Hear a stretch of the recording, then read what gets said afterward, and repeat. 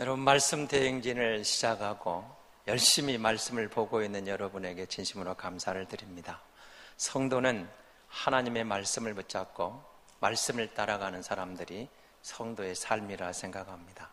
올 한해 우리가 정말 이 말씀을 열심히 보는 가운데 매일 그 말씀의 거울에 비추어서 회개할 것은 회개하고 순종할 것은 순종하고 나간다면 하나님께서 순간순간 우리의 길을 열어주실 줄로 믿습니다. 창세기는 여러분 잘 아시다시피 시작의 책입니다. 우주 만물이 시작되고 인류 역사가 시작되고 사람이 창조되고 동식물이 창조되고 가정이 시작되고 안식일이 시작되고 그리고 인류 역사 가운데 하나님이 택하시는 택함받은 사람들이 시작되고 있는 것을 보게 됩니다. 그런가 하면 죄도 시작되고 있습니다. 유혹이 오고 인간의 넘어짐으로 죄가 우리 가운데 들어오고 인간의 불행이 시작되는 것도 역시 창세기로부터 시작되는 것을 보게 됩니다. 그 가운데 오늘 본문의 말씀은 하나님이 맨 처음에 지으신 것을 빛이 있으라 그렇게 이야기하고 계시니 첫날에 지으신 겁니다. 자, 우주를 지으셨고 지구가 공허하고 혼돈할 때 그 가운데 빛을 지으신 겁니다. 이 빛이 여러분 우리가 갖고 있는 지금 이 전기빛이 아닙니다. 우리가 낮에 밖에 나가 비추고 있는 태양빛이 아닙니다. 이 빛은 밤에 비추는 달빛도 아닙니다. 우리는 그런 것들을 자연빛이라고 말하고 있는데 이것은 넷째 날에 하나님께서 태양을 지으시고 달을 지으시는 것을 보게 됩니다. 그러므로 첫째 날에 지으신 이 빛은 그 빛이 아니었습니다. 이 빛은 하나님의 본성에서 나오는 하나님의 빛의 근원이신 하나님으로부터 나오는 바로 그 빛이었습니다. 그러므로 이 빛은 어둠이 가운데서도 비추는 빛이었던 것이죠. 여러분 이제 성경을 읽어보시면 창세기를 시작의 책이라 한다면 요한계시록은 마지막의 책, 종결의 책, 심판의 책이라고 우리는 보고 있습니다. 그렇죠? 7가지 인재앙이 시작되고 7가지 나팔재앙이 시작되고 7가지 대접재앙이 시작되면서 마지막에 해와 달과 별과 천체까지도 심판의 대상이 됩니다. 그때는 모든 피조물이 심판의 대상으로 하나님의 심판을 받게 되고 인류 역사가 끝나는 것을 보게 됩니다. 그런데 태양이 심판을 받고 천체가 심판을 받았음에도 빛나는 빛이 있습니다. 그 빛이 바로 하나님 나라에서 태양이 없어도 빛나는 하늘의 빛입니다. 그 빛이 오늘 본문에서 시작된 빛이 있으라 하심에 시작된 바로 그 빛이었던 것입니다. 자, 그런데 여러분 문제가 생겼습니다. 하나님이 빛을 비추셨는데 아쉽게도 세상은 어둠이 또 있었습니다. 그래서 그 어둠이 옴으로 말미암아 어둠이 빛을 가리워 버린 것이죠. 여러분 생각해 보시기 바랍니다. 지금은 밖에 나가면 태양이 빛을 비추고 있습니다. 그러나 구름이 끼고 있으면 태양빛을 가리워서 우리는 빛을 볼 수가 없습니다. 그럼에도 불구하고 우리는 구름 안에, 구름 건너편에 태양이 있다는 것을 의심하지 않습니다. 왜냐하면 태양이 구름에 가려져 있지만 여전히 그 건너편에서 빛을 비추고 있다는 것은 사실이기 때문에 그렇습니다.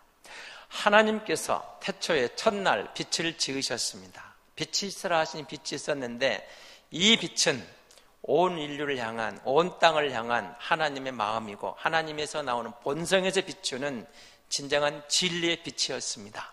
그러나 죄가 이 땅에 들어옴으로 말미암아 죄의 어둠이 그 빛을 잠시 가리워버린 겁니다. 그러나 놓치지 말아야 됩니다. 그럼에도 불구하고 그 빛은 영원히 빛나고 있었습니다. 문제는 잠시 가리우는 장애물이 있었던 것입니다. 그러나 그 뒤에 하나님의 빛은 영원히 빛나고 있었던 것입니다. 빛이 무엇이었을까요? 여러분 요한복음 1장을 보면서 이 빛과 한번 비교해 보시기 바랍니다. 창세기 1장에서 나오는 빛이 있으라는 이 빛과 요한복음을 통해 주님이 말씀하시는 빛에 대해서 여러분 비교해 보시면 우리에게 다가오는 뭔가가 있을 것입니다. 요한복음 1장 4절 5절 말씀입니다. 같이 보겠습니다. 그 안에 생명이 있었나니 이 생명은 사람들의 빛이라. 빛이 어두움에 비치되 어둠이 깨닫지 못하니라. 계속 봅니다. 1장 9절입니다. 참빛 곧 세상에 와서 각 사람에게 비치는 빛이 있었나니. 8장 12절입니다. 예수께서 또 일러 가라사대 나는 세상의 빛이니 나를 따르는 자는 어두움에 다니지 아니하고 생명의 빛을 얻으리라. 아멘. 창세기 1장하고 요한복음 1장을 여러분 비교해 보시면 이 빛에 대한 설명을 조금 더 분명하게 밝혀주고 있습니다. 빛이 왔다.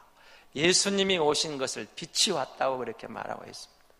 예수님이 참 빛이라고 말하고 있습니다. 생명의 빛이 왔다고 그러고 있습니다.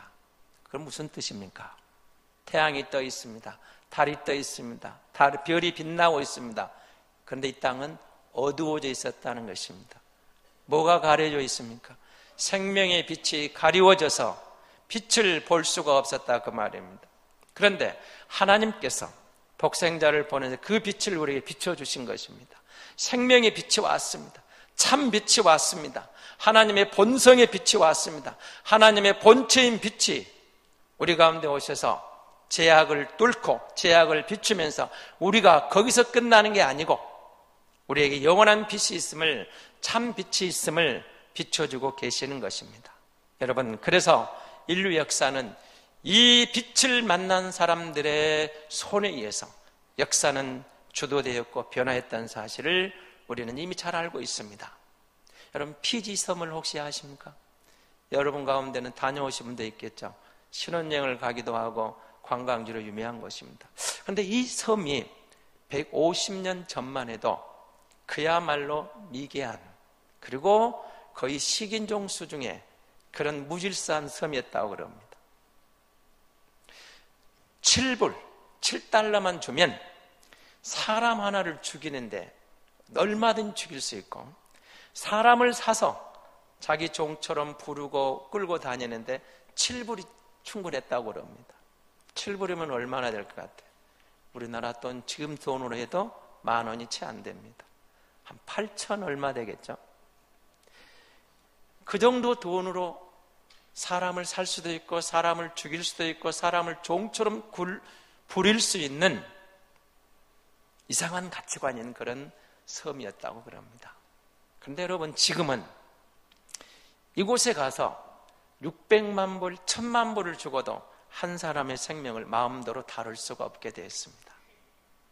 무엇이 100년이 지나는 세월 동안에 저들의 가치관을 이렇게 바꿔버렸을까요? 바로 이 빛이었습니다. 지금 피지에는 약 3,000개의 교회가 십자가를 들이세우고 십자가를 꽂고 3,000개의 교회가 있다고 그럽니다. 저들이 그 우매무지한 사람들이, 사람의 목숨도 7불이면 가능하던 저들이 생명의 빛 대신 예수님을 만나고 보니까 가치관이 달라진 겁니다. 사람을 소중히 여기고 귀하게 여기고, 그리고 그 빛 가운데서 새로운 삶을 살게 되었던 것입니다. 예수 그리스도가 생명의 빛으로 오셨다는 사실을 기억해야 됩니다. 야만적인 인간들도 이 아름다운 생명의 빛을 비추고 빛을 받고 보니까 새로운 인생관이 생기고 가치관이 생기고 사람을 소중히 여기게 되더라, 그런 뜻입니다. 자, 창세기 1장과 요한복음 1장을 제가 여러분 비교해 보라고 그랬습니다. 빛이 있으라.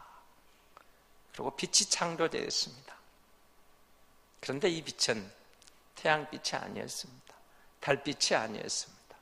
하나님으로부터는 그 빛이라고 했습니다. 그래서 이 빛은 영원히 빛나고 있는 것입니다. 마치 여러분, 주님이 이 땅에 오셔서 십자가를 지는 고난을 통과하면서 부활의 영광으로 우리에게 다가오실 때 사람들은 그가 십자가를 지는 것을 보고 비웃고 조롱하고 그리고 웃었습니다. 그리고 그가 끝났다 생각을 했습니다. 그러나 그러지 않았습니다. 여러분이 가을이 되면 혹시 석류, 우리 여성도들은 석류를 좋아하죠. 여자들에게는 상당히 좋은 과일로 제가 알고 있어요.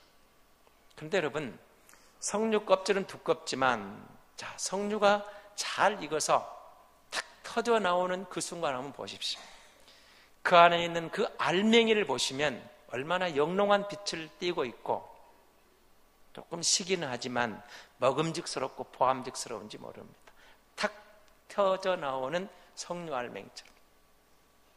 예수 그리스도가 십자가의 고난을 지실 때 유대인의 조롱과 비웃음 속에서 끝나는 것 같았지만 그가 부활의 영광으로 우리 영생의 비밀을 열어주실 때, 우리의 어두워진 심령을 터치하고 우리의 마음을 터치해서 우리에게 참 빛을 주실 때 사람의 가치가 영롱하게 빛나게 되었다는 것입니다.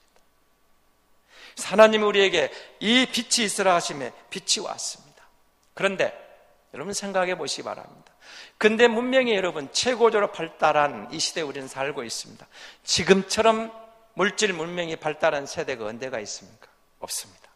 앞으로 물론 더 발달하겠죠. 지금은 밤인지 낮인지 구별이 안 되는 세상으로 살고 있습니다. 흔히 말하는 불야성을 이루고 있다. 휘황찬란한 전등 밑에 휘황찬란한 오색 빛깔의 그런 형광등, 그 다음에 모든 네온빛 아래서 밤을 잊어버린 도시를 우리는 살고 있습니다. 그런데 그 휘황찬란한 빛을 비추는 가운데서도 참빛이 없었습니다. 그래서 그 편리함과 발달과 사람의 편리함은 가져왔지만 그 가운데 사람은 오히려 어두움을 경험하게 됩니다. 애로움을 겨도 고독을 경험하게 됩니다. 마음의 어두움을 경험하게 되는 겁니다. 이렇게 잘 사는데, 이렇게 휘황찬란한데 오히려 옛날 호롱불을 밝히던 그 시대의 정겨움, 인간미, 그리고 그때야 있었던 그 아기자기한 맛을 상실해버린 것을 우리는 보게 될 것입니다. 그래서 여러분, 현대인들에게는 우울증이라는 희한한 병이 많이 찾아왔습니다. 옛날에는 상상도 하지 못했던 병입니다. 농경사에서 호롱불 켜던 시대에 무슨 우울증이 있었습니까? 근데 이렇게 잘 먹고 잘 살고 불야성을 이루는 밤인지 낮인지 구별이 안 되는 빛이 넘치는 세상에서 마음은 더욱 어두워졌다는 겁니다. 빛이 가려워져 있습니다. 그래서 우울증에 시달리고 각종 질병, 생각지도 못한 병들이 인간을, 사람을 괴롭히고 있습니다. 빛이 있으라 하심에 여러분, 빛이 왔습니다. 우리는 이 빛을 보면서 세상 사람들이 정말로 이 밤과 낮을 가리지 않는 그 빛 속에서 손님을 유혹하고 물질의 신으로 유혹을 받고 많은 다양한 음악을 가지고 유혹하는 그 시대에 살아가고 있지만 모든 사람들이 물질, 돈이 신이 되어버린 세상에서 마음의 공허함은 우리가 또 다른 현대인의 아픔으로 다가오고 있습니다. 그럼 오늘 본문이 말하는 빛이 있으라는 이 빛은 바로 참빛을 우리에게 소개하고 있는 것입니다. 요한복음 1장을 통해서 빛이 우리 가운데 왔다, 참빛이 왔다, 예수 그리스도가 생명의 빛이다 라고 말하는 빛이 우리에게 왔습니다. 모두가 돈하고 밤낮을 가리지 않고 뛰어가다가 우울증이나 현대병에 걸리고 있지만 마음에 이 치료할 수 있는 것은 돈을 많이 가진다고, 그 경쟁에서 성공했다고 얻어지는 게 아니었습니다. 누구든지 참빛 대신, 생명의 빛 대신 예수님을 만나지 않고서는 마음의 자유와 마음의 평안은 불가능했습니다. 여러분, 사도행전 9장에 보면 사도 바울의 이야기가 잘 소개되어 있습니다. 기고만장했습니다. 대제사장의 사인을 받아서 예수 믿는 사람들은 다 잡아 가두려고 다메섹으로 향하고 있었습니다. 다메섹에 거의 다 왔을 때 그에게 빛이 비쳤습니다. 사울아, 사울아, 내가 왜 나를 핍박하느냐. 그에게 빛이 비쳤어요. 이 빛이 그에게 임하니까 그의 인생이 전혀 다른 인생으로 전개되었습니다. 핍박자가 순교자가 된 것입니다. 사도행전 7장에 보면 스데반 집사가 설교 한 편을 길게 하고 나서 순교의 제물이 됩니다. 돌멩이에 맞아서 죽어가는 순교자 스데반의 얼굴을 누가는 이렇게 기록합니다.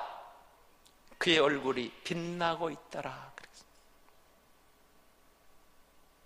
돌멩이에 맞아 죽는 사람에게 무슨 빛이 납니까?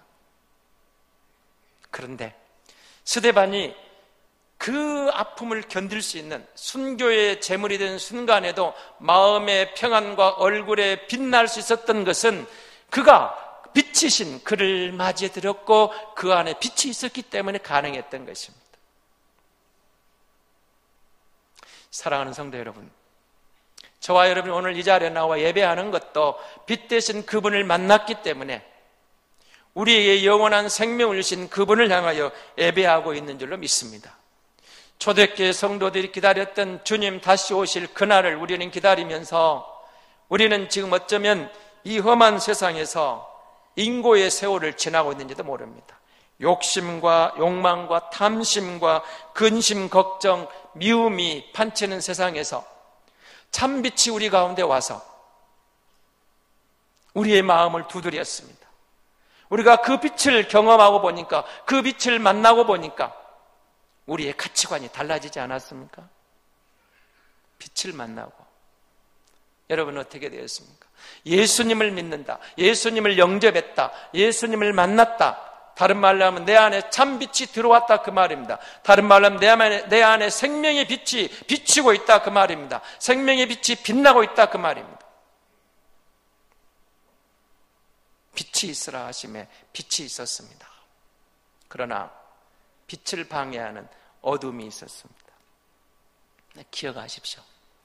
아무리 어둠이 강력하게 빛을 막으려고 해도 어두움은 빛을 이길 수가 없습니다. 인디언 우화에 보면 재미있는 이야기가 있습니다. 별이 태양에게 어둠을 계속 설명을 했습니다. 근데 여러분, 태양은 어두움을 이해를 못했습니다. 그래서 태양에게 어두움을 설명하기 위해서, 이해시키기 위해서 별이 태양을 끌고 간 곳이 어둠컴컴한 동굴 속으로 들어갔다고 그럽니다. 그런데 동굴 속으로 태양에게 어둠을 이해시키려고 끌고 갔는데 무슨 일이 일어납니까? 어두움을 설명할 수가 없었습니다. 태양이 들어가는 순간 그 어둠컴컴한 동굴은 환하게 빛나버리고 말았던 것입니다. 태양이 있는 곳에 어둠이 없다는 것입니다. 여러분, 우리가 이 험한 세상이라고 그럽니다. 어두운 세상이라고 그럽니다. 한번 생각해 보시기 바랍니다. 우리가 서 있는 이 현장이 어쩌면 우리에게는 희망의 빛보다는 미래에 대한 불안감이 더 넘칠 수도 있습니다. 2016년을 희망차게 열어봤지만 저는 올해만큼 이렇게 암울한 소식만 넘치는 해도 드물지 않다고 그렇게 생각합니다. 한번 생각해 보십시오. 북핵이 터졌죠. 전쟁의 소식은 이어지고 있죠. 테러의 소식도 그치지 않고 있죠. 중국발 증시의 폭락은 경제를 어둡게 하고 있죠. 대한민국의 경제 현실도 IMF 직전과 비슷하다고 그러고 있죠. 여러분의 가계 형편도 어떻습니까? 청년들의 실업 문제는 우리 아이들의 2세들의 미래를 어둡게 하고 있죠. 정치권의 혼란은 또 우리를 불안하게 하고 있죠. 우리를 흔들리게 하고 있습니다. 사실 제가 생각하기에 1월 정초에 이만큼 우리를 불안하게 하고 흔들린 세상도 그런 해도 저는 드물었다고 생각합니다. 어둡다는 소식입니다. 그러나 기억하셔야 됩니다. 빛이 있으라 하셨던 빛은 그럼에도 불구하고 빛나고 있는 빛입니다. 이 빛은 세상의 환경에 좌우되는 빛이 아닙니다. 우리의 여건에 좌우되는 빛이 아닙니다. 여러분 기억하셔야 됩니다. 이 빛은 태양이 종말을 고하고 달이 종말을 고하고 천체가 종말을 고해도 그것 없이도 빛나는 하나님의 참 빛입니다. 모든 것이 심판을 받고 끝났을 때에도 하나님 나라는 태양이 필요 없습니다. 하나님 자신의 빛으로 충분한 것입니다. 그 광명, 그 빛을 지으시고 우리에게 다음 것을 준비해 놓으신 겁니다. 그러나 사탄의 유혹으로 어둠이 몰려오고 우리는 잠시나마 그 어둠에 가려져 있었습니다. 구름 건너편에 태양이 있었지만, 하나님의 참 빛이 그 제약의 건너편에 있었지만 우리는 막혀 있었습니다. 빛이 왔습니다. 참 생명의 빛이 왔습니다. 예수 그리스도가 빛으로 오셔서 우리의 어두움을 비추시고 우리에게 그 빛을 소개하고 있는 것입니다. 우리는 그 빛을 경험한, 그 빛을 만난 빛의 자녀인 줄로 믿습니다. 빛의 자녀는 모든 선함과 착함과 의로움의 열매를 맺는다고 그랬습니다. 빛에게는 빛의 열매가 있어야 되겠죠. 구원받은 성도에게 구원의 감격이 있습니다. 구원의 감격이 있는 성도에게 빛의 열매가 뭐겠습니까? 모든 선함이라 하겠습니다. 착함이라 하겠습니다. 의로움이라 하겠습니다. 어디에서 찾겠습니까? 하나님의 말씀입니다. 오늘 저와 여러분이 이 말씀을 붙잡고 말씀으로 달려가는 것입니다. 말씀에 붙잡히고 나아가면 하나님께서 열어주시는 참 빛을 분명하게 올 한 해도 보게 될 줄로 믿습니다. 여러분, 저와 여러분의 가치는 창조 때나 지금이나 변함이 없습니다. 어느 세미나에서 강사가 여러분 5만 원권 지폐를 가지고, 제가 5만 원이 없네요. 자, 이렇게 손을 들었습니다. 이 5만 원권을 갖고 싶으면 손을 드십시오 그랬습니다. 제가 여러분에게 5만 원을 준다고 하면 여러분 좋습니까? 싫습니까?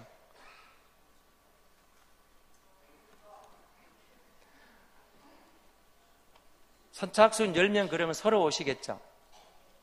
오실 겁니다. 그래서 그 강사가 이번엔 이렇게 했습니다. 그 5만 원권을 그야말로 구겨가지고, 자, 이제 그래도 이 돈을 갖고 싶습니까? 그렇게 물었습니다. 그러니까 또 손을 든 사람들이 있었어요. 돈을 구겼다고 해서 여러분 그걸 준다면 받으시겠죠? 그렇게 나왔어요.